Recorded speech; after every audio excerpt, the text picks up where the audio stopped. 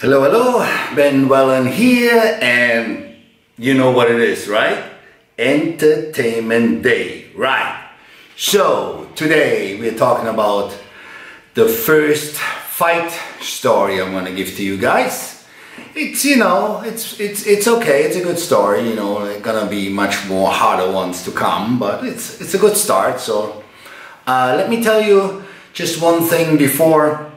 Is what kind of a fighter I actually was. I told you before, from 9 to 13 I became a street fighter, and of course it, developed into something bigger. But the one thing I didn't tell you guys was that the reason why I was actually pretty good, and I said, oh man, come on, now you tell us how good you were. No, it's the truth. I was very, very fast. I was a fast runner, but I had a really fast reaction. I actually only got hit twice in my face in my whole life, and I had like, I don't know, 200-300 fist fights, and I'm not joking, guys. It's the truth, I swear. And the 2 times I got hit in the face, the one time came from behind. And I really did not expect it, and it was completely like a cheap shot. Somebody tried to knock me out, but of course I beat the guy up. And the other time was when I was walking my dog, and with some asshole, and he was like talking to me like this, and then he was wearing a ring, and he slapped me in the face, and he actually gave me a scar. So that was actually the only 2 times when I got hit in the face. After the age of 16, pretty much. And like I said, the reason why that I only got hit twice after the age of 16 in my face, even though I had like a couple hundred fist fights, was I had a really good reaction, and I had an instinct. I would like feel a punch coming, or I would see a punch coming, and then of course, I would block him. Right? Or move my head or whatever, right? I just had this feeling. And of course, in every fight I ever was, I was scared. And now you're saying, oh, you're a coward. No. The coward and the hero, they're scared the same. It's just the difference how they react to being scared, okay? If you're not scared in a fight, you're an idiot. Or you're so full of yourself, you will get beat up. You have to be scared in a fight, because when you're scared, it makes you aware of everything. It makes your reaction faster. The whole feeling, everything you can see more clearer. For me, that's how it was.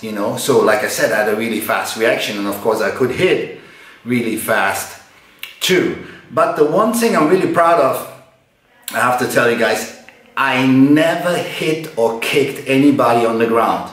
I was a gentleman fighter. When the person I was fighting fell on the ground, I wait. I'm not jump on top of him, I'm not kicking him, no. I wait. He's come up, he wants to continue fighting, we fight. He comes up, he said I'm good, we good. Okay? I'm not that piece of shit where you go after a person that's already on the ground, okay? So, now, let me tell you a story. I had a friend, and his name was Bernd, like, me, Bernd. And he was a really tall guy, but skinny, right? But his mouth, he was a really good talker, with girls, with guys. He could like tell stories really, really well, and he was a talker, and he was a tough talker. You would think like, this guy is like, wow, he probably, when we fight, he's like, whoa, I gotta be careful. Not really, but he had a big, big mouth. And we were together many, many times, and his big mouth got us in trouble many, many times. But he always knew, oh, Ben is right here, you have a problem, oh, hey. Come here, he's gonna take care of you. Sometimes it was really annoying, but he was a good friend of mine. Of course, if he's in trouble and we fight, right? So Okay, but not this time. This time was a little bit different. And the one thing, guys, I have to tell you is that in those times, we always had gas pistols in our car. Because we got in trouble many times, you know, and sometimes a gas pistol can help you out big time, right? So, that night, we were going to our favorite discotheque, right? We were driving there. It was Bernd, a girl, and me. No one else. And we drive to the discotheque, and there was not much going on, you know, like, and at 1 in the morning, it was Saturday. It was really strange. Usually the disco was always like rocking and rolling, and no, not this weekend. And we're like, you know what, let's go somewhere else, okay? So we drove to Bonn, and they said, oh, there's a new discotheque in Bonn, the Star Club. You gotta go there, you know, it's a great discotheque. I'm like, okay, let's try that, right? So we're coming into the discotheque, and it has like a long stairway going down, but very narrow. Like you cannot even fit 2 people right next to each other. Very narrow, long stairway going down. Okay. So we go down, and by the way, I was 18 years old at that time. I remember, 18 years old. We go down, and the girl and I, we go straight to the dance floor, standing there watching people dance. And Bernd was about to get drinks for us, right? And I'm standing pretty much right there on the dance floor with the girl, and all of a sudden, someone is kicking me from behind in my leg. Like, and the person I was like, my adrenaline was, and I'm like, I'm gonna hit this motherfucker right away. And I turn around, and this guy, you know, like leather jacket and shit, and looking at me, he's like, hey, dude, you standing in my sun. Standing in my sun. And I was so angry right away. I'm like, yes, watch me. And I turn around, and we were not even there 1 minute, right? And I turn around, look into the dance floor again, and this guy kicks me again. I turn around, left, right, boom, boom. The guy out cold, right? But there was a table with all his friends. So all of a sudden, as soon as I knocked him out, all the guys got up. And it was like a motorcycle gang, right? And they had the beer bottles, and like smashing the beer bottles, right, in half, and wanted to stab me right away, like, oh motherfucker, I wanna kill you. But there was one girl, and she was like, no guys, not in here, not in here, not in here. So they grabbed the guy on the arms and legs, and they carry him out, right, up the stairs. I'm like, okay, I guess it's over, right? The owner of the discotheque comes to me and said, oh, shit, man, you're in trouble. I'm like, why? What do you mean? Oh my God, this guy is the head of a motorcycle gang. You just knocked out. He's gonna get revenge. And he's gonna wait for you outside, dude. They're gonna fucking kill you. You know that, right? I'm like, oh no, okay, no, I don't know, you know. And I said to the guy, oh, okay, then you know what, call the police, okay? Just call the police. And he's like, oh, no man, that's not my deal, you know, I have nothing to do with this shit, right? You knocked him out, you deal with it, right? I'm like, fuck. So, we're waiting, and the discotheque was about to close at 3 o'clock, you know, that's whatever, oh, that's 3 o'clock. So, we didn't see any of these guys, so, but Bernd, like, it was like shortly before 3, before the discotheque was closing, he's like, let me check, I'm gonna go upstairs and see what's up, right? So he goes outside, go to the stairs, go outside, check everything, comes back in and said, oh shit, man, they're waiting, they're like 8, 9 people, all on motorcycles, and they're waiting for us, right? baseball bats and whatnot, you know? And I saw the guy too. So something's going to happen. I'm like, shit. Okay. So the discotheque closes and everybody goes out. I'm literally the last person standing, right? And I'm going out last. And I'm fucking scared, obviously, right? And Bernd is in front of me and he goes through the door out, and as soon as he's out, the guy comes right to the stairs and he's standing there, you know. And like I said, it was very, very small, kind of like lucky it was small, so not more than one people at the same time would fit through. And the guy standing there is his leather jacket and has one hand in his leather jacket, and he's like, so, huh, motherfucker, let's settle this. And he puts his hand out and he has a fucking knife like this tall, right? I'm like, fuck, this guy's gonna stab me.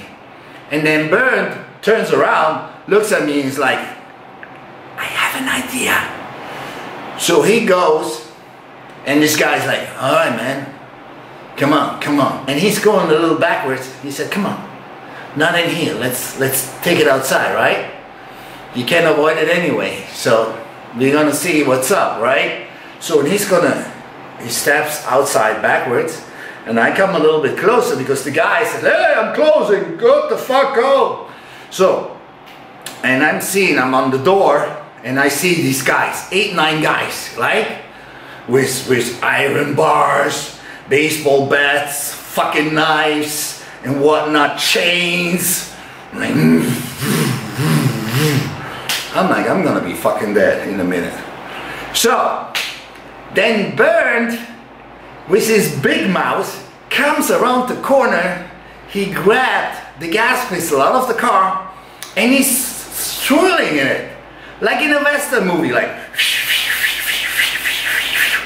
And he's so confident in his big mouth. And he's like, okay, kids, kindergarten is over, nothing to see here, everybody goes home right now. And the guy was like, they were so shocked that this guy now is so confident in this big mouth, and he was tall, but he was small, but tall. And he's twirling this pistol. And one of them like, oh, I don't think this is real, don't worry about it. And he's like, you motherfucker, I'm shoot you first in your fucking stupid leg, okay? Come here. And so they're all like, oh, okay, so they weren't sure, you know, is this real, is this not real, really? And he's like, come on, let's go, let's go, let's go.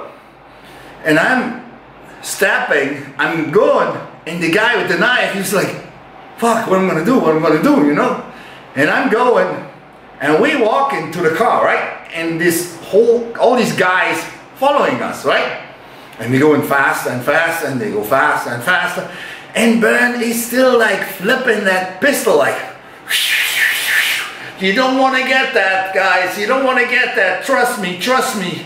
I'm in the mood to shoot somebody. Trust me, trust me. And we go to the car. It was my car, no? But he was driving. He's like, he goes on the driver's seat, like, come on, let's go, let's go, let's go. So the girl and no, the girl was already inside. So I jump in the car and we drive, right? So we drive and we hit the, you know, pedal to the metal, right? And these guys hopping on their motorcycles and following us, right? So, and we go in the middle of the night, every red light,